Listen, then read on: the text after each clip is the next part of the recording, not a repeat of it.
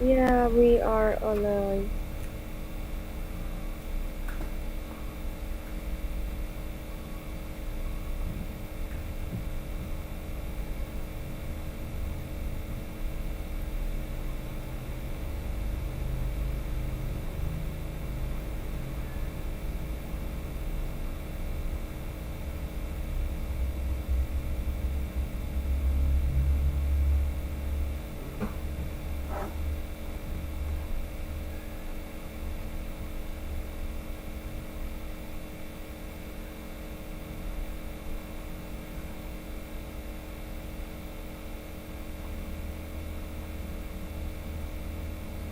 Oh, it's very slow on YouTube.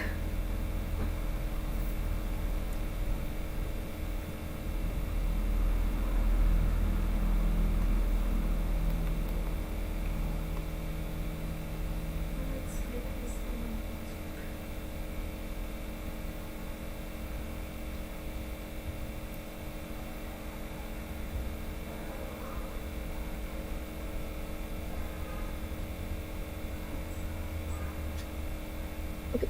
Are you ready, Alpha? Hmm, do you want to start now? Yeah, Oh, we start now? because we have already lived. Yeah. I'm not sure. Maybe wait a little.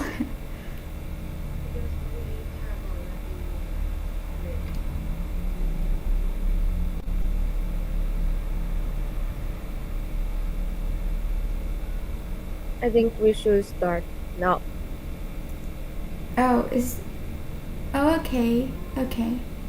Okay. Okay, let's start now then.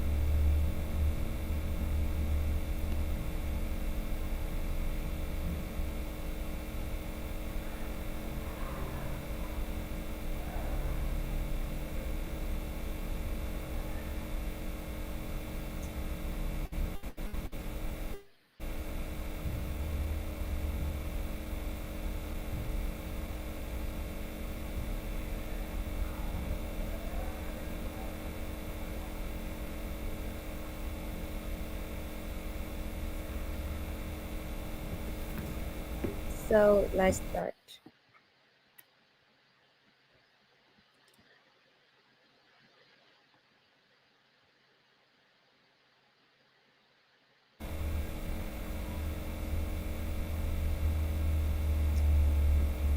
Okay. Hi everyone. We are undergraduate psychology students from the National University of Malaysia, and we are about to present our individual assignments. We are group 7, and I'm Kathy, that is Alpha.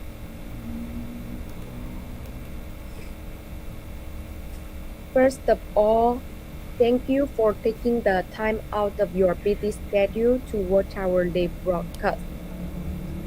And since this is the first time for us to broadcast live, if there's anything wrong, please understand and put forward valuable suggestions.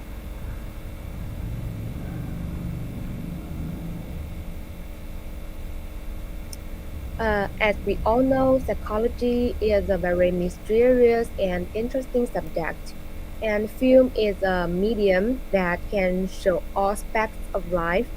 Therefore, we decided to introduce our psychological knowledge to you through film so that you can better understand and accept it.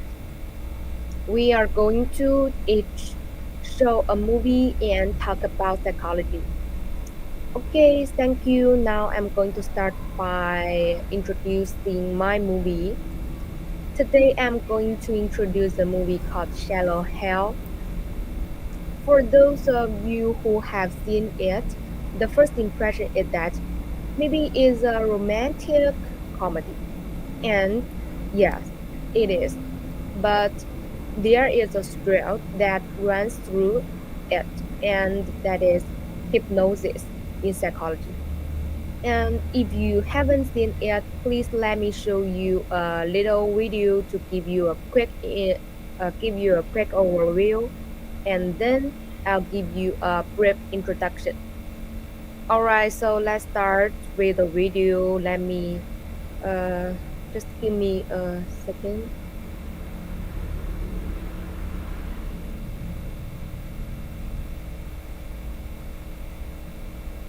So, Katie, this movie is a romantic movie?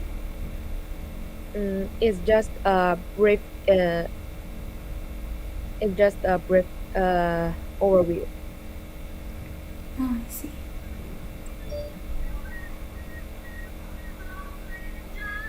Every man has a dream. Every man has a fantasy. Every man has an image of the perfect woman. When are you gonna get it? What are you talking about? It never occurred to you that picking girls solely on their looks may not be the best way to go about it? But one man is about to get a whole new perspective. How are some of you? Great faith. Really? From this moment on, whenever you meet someone in the future, look only to the city they interviewed. What are you doing? I am rescuing you. From what? From what? This fall, I gave him the ability to see the inner beauty of their heart, their soul. He hypnotized you. You're saying that all the pretty girls I've met lately aren't really pretty. Hal Larson is dating a vision only he can see. Oh, there she is. There's Rosemary. Where? Right there. Is she behind the rhino? 20th Century Fox presents Have you ever heard the phrase that beauty is in the eye of the beholder? Have you heard the song Who Let the Dogs Out? Gwyneth Paltrow, Oh, Jack Black, Are you okay? brain freeze. Jason Alexander, I don't want anything to do with you, you little warthog. You had me at Get Lost. in a comedy of gigantic proportions. What is that? You want to see a splash? I'm going to show you a splash. Ready? Hey, Billy, stay over near the ladder.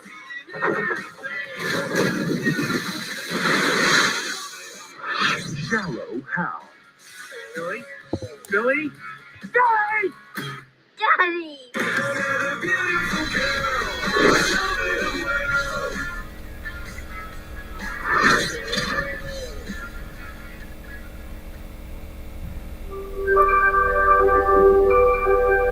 Okay. Oh, so that was the trailer for the movie, right? Yeah. Yeah. And So that was the trailer for the movie, right? yeah. Yeah. And So that was the trailer for the movie, right? yeah. Yeah. And So that was the trailer for the movie, right? yeah. Yeah. Um. So that was Maybe you are still not familiar with it, so let me tell you a little bit about what's going on. Katie, are we having an echo? Let me tell you What? a little bit about what. Are we having an echo?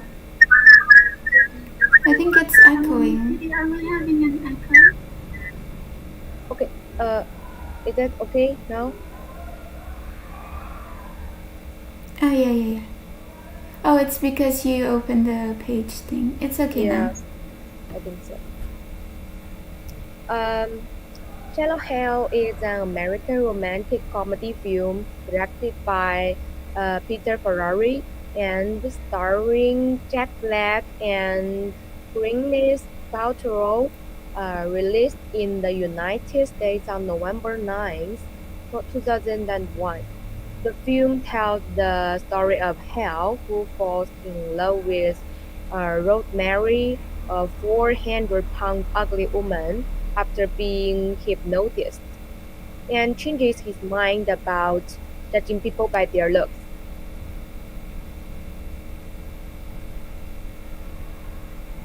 Maybe some of you might wonder why I choose this movie out of all the movies in psychology. Oh Um, yeah. What makes you choose this as the movie you want to review? First of all, the name is appealing to me. Shallow Hell. The first thing I think is why is he shallow, and does it have anything to do with psychology? So I started watching this movie with some questions. The second reason why I chose this movie is that I was attracted by the word hypnosis in the introduction of the movie. Uh, Hypnosis is a common healing method in psychology, and I was lucky enough to experience psychological hypnosis, but I didn't understand it at that time. And now I'm studying psychology, and I want to know more about it through this movie. Because as you know, in addition, at least in China, I think most people still judge others by their appearance, and seldom pay attention to their hearts. So even if some people are beautiful in heart but not in appearance, people are not willing to know them. Oh So, yeah, that's true. Yeah. so this movie really reflects this problem and also advocates that we should pay more attention to people's hearts. After all, I think maybe the beauty of hearts is the real beauty. That's true. So let me introduce the hypnosis. What is hypnosis? Hypnosis is when the hypnotist provides hints to the subject in order to awaken him to certain specific experiences and behaviors. Many psychologists believe that hypnosis is similar to other general states, including relaxation, concentration, and association. Under hypnosis, a person may experience changes in perception, thinking, memory, and behavior, including temporary uh, paralysis, uh, hallucinations, and forgetting to respond to the hypnotist cues. Mm, maybe maybe you still don't uh, can't understand what is hypnosis. So, uh, my understanding of hypnosis is that there is a special means and a special way to go into people's subconscious and awaken their deep memories and emotions. Just like how, uh, just like how in the play, his father told him before his death and that he must find a beautiful girl with a good body. So maybe this matter took root in Hal's young mind, and he subconsciously wanted to find a beautiful girl when he grew up. So he satisfies his subconscious mind by looking for all kinds of beautiful girls. But when he meets the hypnotist, and the hypnotist feels that he's shallow, really shallow, so the hypnotist corrects his mind through hypnosis. Um, Hypnosis in the play is a form of other hypnosis, that is, hypnosis performed by a hypnotist.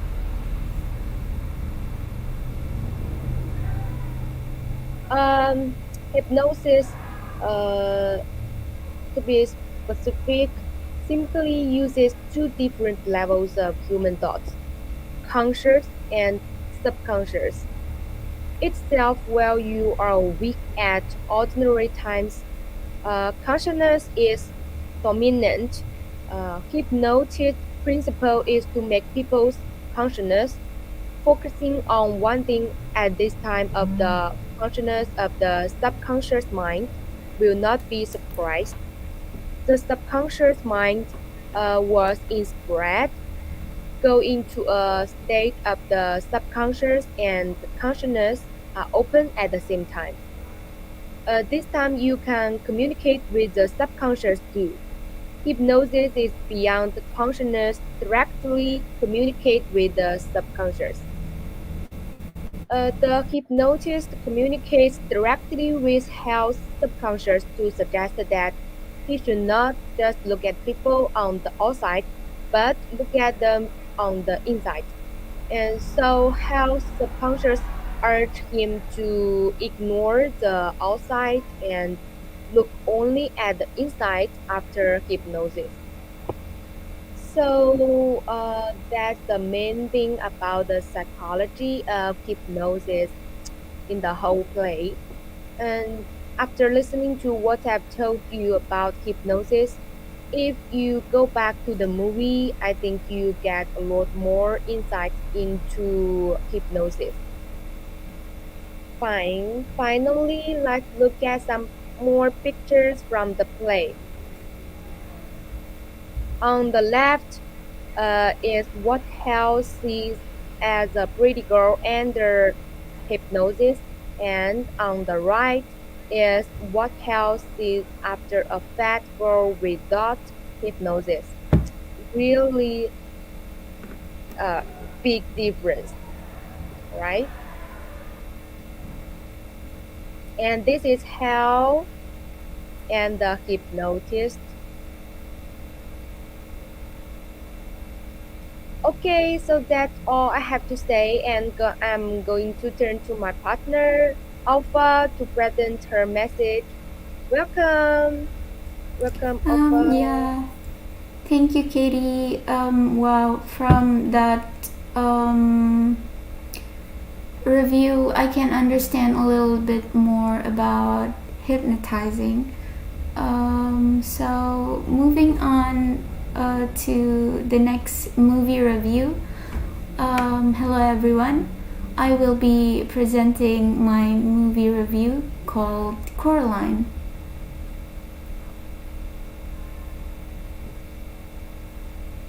So before diving into the storyline of this movie, I will be explaining to you a little bit of background on the director. So the director for this movie is Charles Henry Selick Jr. He was born in November the 13th, 1952. He was actually an American stop-motion director, producer, and screenwriter. He previously was known for his movie called The Nightmare Before Christmas, which is his collaboration with Tim Burton. And his famous movie, another one, is called James and the Giant Peach.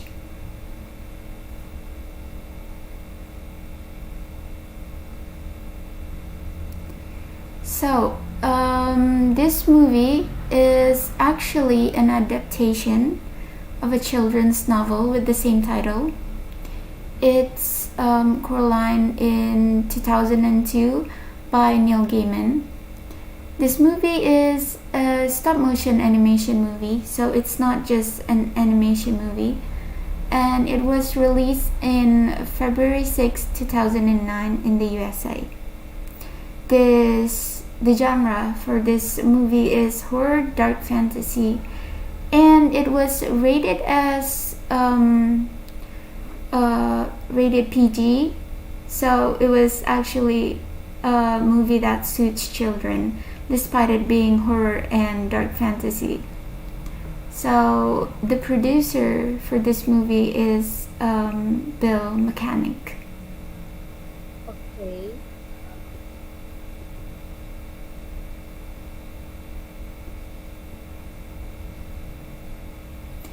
So here we have some of the characters from the movie. First we have Coraline Jones. She is our main protagonist. she have blue hair, you see, and she is an 11-year-old girl. Her characteristic is she's adventurous. We can see in the movie she's very inquisitive and curious. She's also very have this aloof and snarky character. And then the next is Mel Jones. Mel Jones here is Coraline's mother. She is a writer for a gardening book catalog. Yeah. And she is a very workaholic mother. She tends to be very authoritarian and cold towards Coraline. So she's not the type of mother that very endearing towards Coraline. She's very cold and not so close to Coraline. The next we have Charlie Jones, which is Coraline's father. He is also a writer for a gardening book catalog. He's also same as Coraline's mother, very workaholic, and he tends to be very distant kind of father. He's often in the movie, he's often can be seen as disinterested when talking to Coraline. Moving on to the next slide.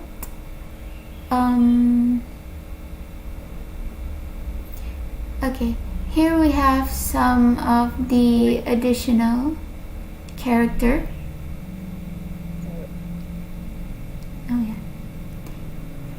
These are some of the additional characters in the movie, which is the other mother or the beldam and Coraline's other father.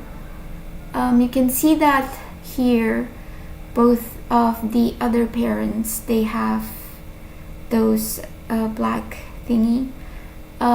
Those are buttons, so they have buttons for their eyes that differentiate them as Coraline's other parents. So, Alpha, can you tell us what the storyline is? Oh yeah, I will explain to you why they have those buttons for their eyes. That that's what I confused. Okay. So the storyline for this movie, the movie started when both of the Jones couple, Mel Jones and Charlie Jones, decided to sell their house and move to an old apartment in the remote area of Oregon City. So these couples, they are coming from Michigan, so they moved to this old mansion in some secluded area in Oregon. So our main protagonist here, Coraline Jones, an 11-year-old girl, discovers a hidden door as she was exploring her new house called the Pink Palace. And what lies beyond the door is an alternate reality that is just like her own in the real world. She then met with a woman identical to her mother standing in the kitchen. The woman then tells Coraline that she is her other mother. So basically, Coraline, after moving to her new house in Oregon, she found this little door as she was exploring. And so beyond that door, she found an alternate reality that is similar to the real world. But then she met a woman there. So this woman said that she is her other mother, and what differentiate this other mother to Coraline's real mother is that she have buttons for her eyes. And so, regardless as peculiar as it seems to her, the other world contains everything she could ever ask for. Delicious meals, appealing clothes, and the oddly affectionate other parents. So basically, in this real world, it fills with everything that Coraline's ever wanted. Basically, everything that Coraline's cannot have in her real world because it is an alternate reality. So in this alternate reality, her other parents is a very different. The other parents is a lot more affectionate, a lot more loving towards her. They would give her delicious meals and give her nice clothes. And yeah. So even though this other world filled with everything that she ever wanted, and it makes Coraline happy and fulfilled. But then Coraline will soon realize that it all comes with a price, that not everything in the alternate reality is what they seem to be.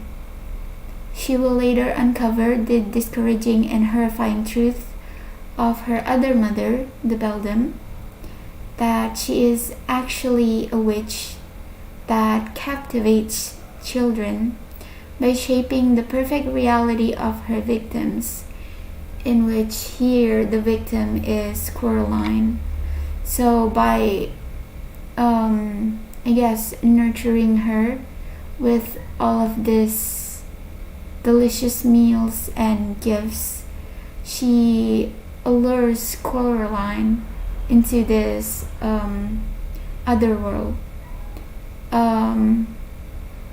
She has kidnapped both of her real parents, and Coraline must use all her resources and bravery to make it back to her own family and life. Yeah, I really think it's like a very mysterious story. Yeah, it is very mysterious. So she met with this witch that kidnaps her parents, and she needed to save them basically. Yeah. So, what's the psychology of it? Oh yeah. So this movie, the relation to psychology that I can derive from this movie is first child neglection. Basically, child neglection is a mistreatment in a child. So, child neglect or neglection on children is the occurrence of mistreatment in a child and the inadequate felt response to their needs. This maltreatment holds a significant impact on the child's cognitive and physical well-being. It also supports them with generating psychological consequences that are long-term and detrimental. One of the most common neglect on children is emotional neglect. So basically, in this movie, Coraline is receiving this sort of maltreatment from the Jones couple, specifically emotional neglect, because due to them being very busy and very workaholic, Coraline is experiencing this neglect. Okay. So the movie here displayed Coraline's parents as two self-observant individuals. So both of Coraline's parents, they are very self-contained, self-absorbed. They don't really care much or pay attention much to Coraline.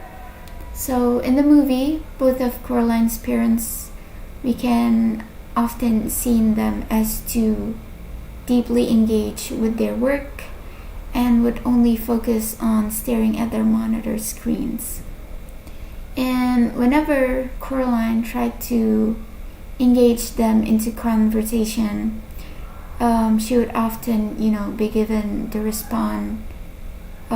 cold response and short response, to show that just how much uncaring both of her parents are. Poor girl. Yeah. Sorry. Okay. So some of the scenes from the movie that displayed more of Coraline's parents as being neglectful towards her is when Coraline and her mother, they went to a department store. So in that scene, Coraline and her mother, they want to buy some clothes for Caroline. And so as she was exploring the department store, Coraline found these green gloves that she really likes and she really wants to buy. And so she asked her mother whether she could purchase the gloves or not. But her mother, without even acknowledging Coraline, without even looking at her, just told her to put the gloves back, and instead she bought her this gray clothing that Coraline said is boring and that she didn't like that clothing. So that kind of displayed how Coraline's mother doesn't really care in what Coraline's interested in, what she's interested in, such as that green gloves. Also in the movie scene, as the family are having dinner together, Coraline displays a look of revulsion to her father's unappetizing cook. So as both of the parents are, gardening books writer, they tend to be very, very busy. And so Coraline's father is the one that cooks for the family. But he is not a very well cooked. He tends to cook things that's not very good, very proper for Coraline and the family. So in the scene, Coraline asks her mother, why is she not the one cooking for the family, but being the workaholic and busy person that she is, Coraline's mother said that she would cook for the family, she would have give them proper meal, but as soon as she is done with her gardening book catalog. So that just displayed her mother as not putting her Coraline's need first. So she's a very just focused on her work basically. And as the portrayal of Coraline's parents' pattern of behavior and way of caretaking, the mistreatment that Coraline's received from her parents make her feel unwanted and dejected. So in the movie, Coraline's parents' mental and emotional negligence may resulted in Coraline's deterioration of mental health. So the consequences diverse, but in this movie that I can derive is maladaptive daydreaming or depersonalization derealization disorder. are some of the things that this movie possibly displayed. Yeah, really interesting, I think. Oh, this is a video, right? Yeah, so this is a video in which to show you just how Coraline's father act towards her. Yeah, I'm going. Yeah. Hello, Coraline. Again, Coraline. So, Yeah, so that was we can see just how disinterested and uncaring her father is towards Coraline, the poor girl. Yes, really poor.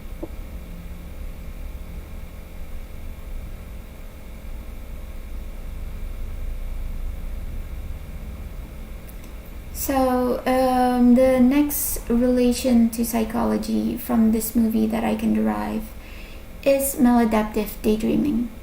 According to Sommer in 2002, maladaptive daydreaming is the extensive brain activity of imagining things that displaces the human interaction and intervenes with the individual's intellectual, interpersonal, and occupational functionality.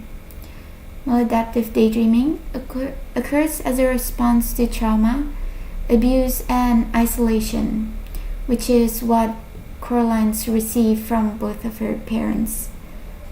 Additionally, the individual dissociates themselves from their conflict by generating mood enhancing and self satisfactory mental imaginary. So here we can see basically because of Coraline's parents' mistreatment towards her, how they are just so uncaring and ignores her, Coraline started to use maladaptive daydreaming as her coping mechanism to avoid her real life problem, her conflict. So here we can see where Coraline is daydreaming in her real world. The real world, it doesn't look so so appealing. It looks very dark and gloomy, while in her daydreaming mind she creates this other world where it's a lot more appealing. Her parents is a lot more loving towards her, and she have this food that are better than in the real world. Yeah, what's a big difference? Yeah, She just wants her parents to care about her.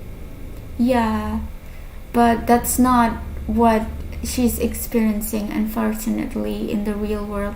So that's why she started to daydreaming to avoid that. Yeah.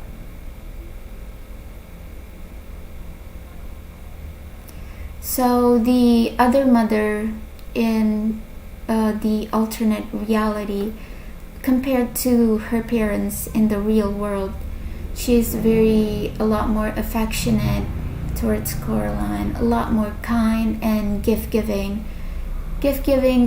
She likes to provide Coraline with clothing that are appealing and interesting to Coraline. Where earlier, as I mentioned, Coraline's real mother doesn't really care for the type of clothing that she likes, but her other mother here in the alternate reality, she would give her this clothes that are the type of clothes that Coraline's like, basically. And then Coraline's other father, compared to her father in the real world, he is very caring towards Coraline, very fun and interested towards her. In some of the scenes, he would sing for her he would play with her, and unlike her father in the real world where he's just busy with his work.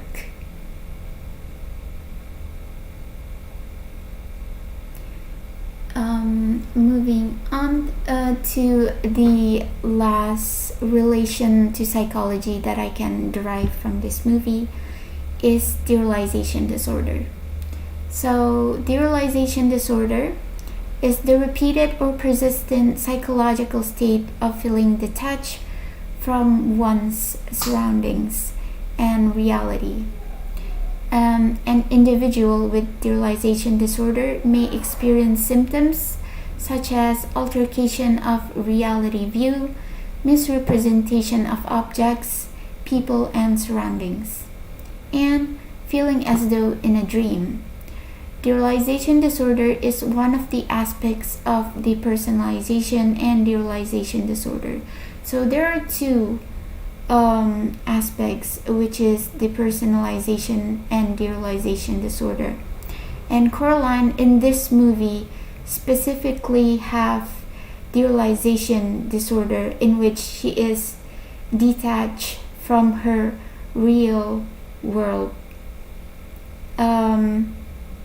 Depersonalization disorder is the condition where you detach from yourself, but in this movie specifically, she have the derealization disorder, in which where she when she find this alternate universe, that's where it display that she have derealization disorder. She detached from her reality. She found this other universe that are a lot more better than her real world.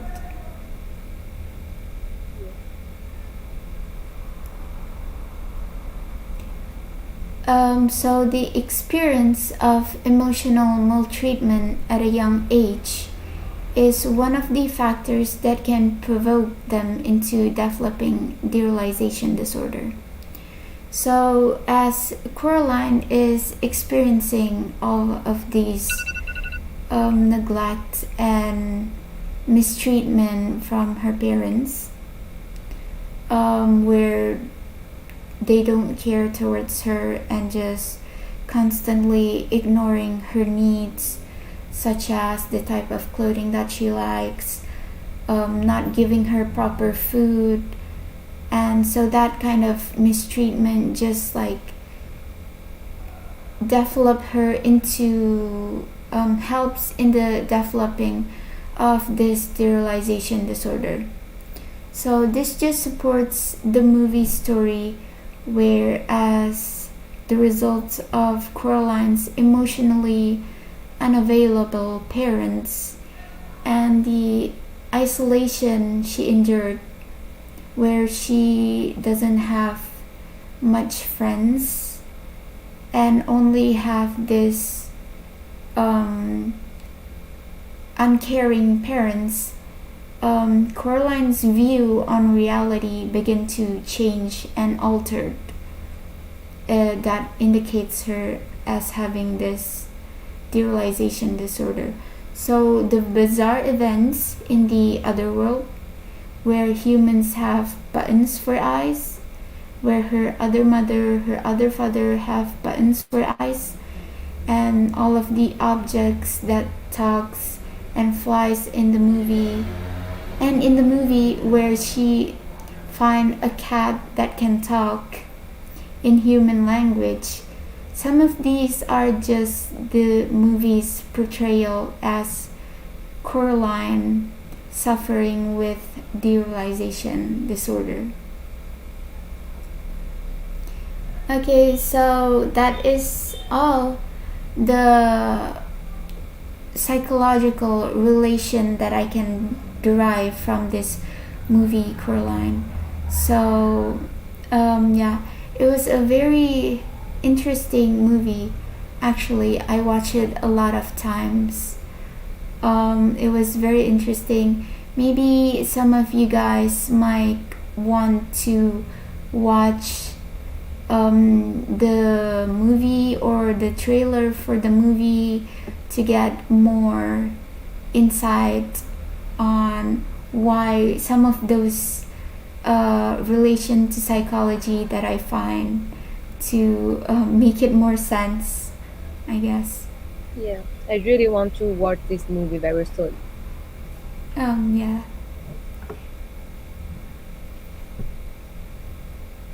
So that's all about us.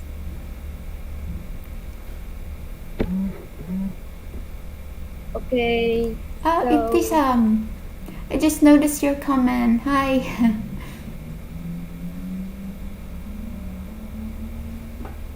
So that was all from our presentation today. Katie, you can take over now. okay, bye bye, guys.